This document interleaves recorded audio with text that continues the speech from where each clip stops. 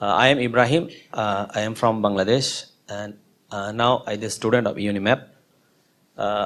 Nowadays, non-Muslim scientists, non-Muslim scholars, even non-Muslim educated people knows the truth that there is a significant relationship between modern science and Quran. But my question is, they accept science but not accept Quran and Islam. Why?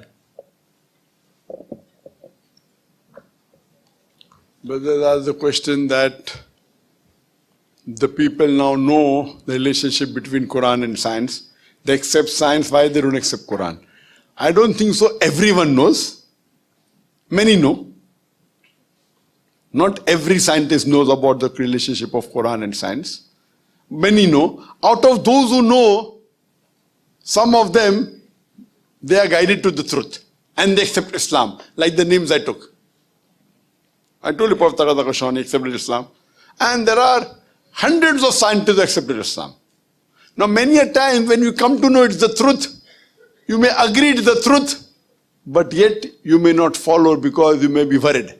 What will society tell me if I change my religion? What will my parent tell me? What will my wife tell me? So the societal pressure prevents him from accepting the truth. So once you know it's the truth, you have to accept it. But everyone doesn't accept the truth. So this is a test. After hearing the lecture, if a person is a non-Muslim and if he is a student of science, he has to do research. What kind of book is this? Talking about astronomy, talking about motorcycle, talking about geology, about zoology, about biology, about botany, about embryology, about fingerprinting method. You can go on and on. So, a person who is really a seeker of truth and a truthful person, he will be guided to truth. But many people aren't bothered. Okay, now if I accept Islam, then I'll have to stop drinking alcohol. Who wants to accept Islam? If I accept Islam, then I cannot flirt. I cannot do zina, I cannot do adultery. If I accept Islam, I'll have to pray 5 times a day. So these things may stop them from accepting the truth. But our job as Muslim is to convey the message to non-Muslims. Whether they accept or not, it is the hands of Allah.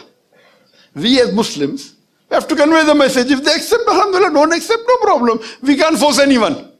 But at least on the day of judgment, we can give shahadat on the day of judgment. I told my friend. Therefore, on the day of judgment, no non-Muslim will ever complain to Allah that, why am I non-Muslim? They will only say, give us one more chance. Allah says it's too late. So this world is a test for the hereafter. This world is a test for the hereafter. Once you know the truth, you have to accept it. I tell anyone, if anyone proves to me a religion better than Islam, I will convert today. Kafir. I know my religion, alhamdulillah. I know my Islam. I was a Muslim till the age of 20 because my father was a Muslim. After that, I studied many religions. I'm a student of comparative religion. I say that anyone can prove to me a religion better than Islam. Anyone shows me a book better than the Quran, I will change my religion. Right or wrong?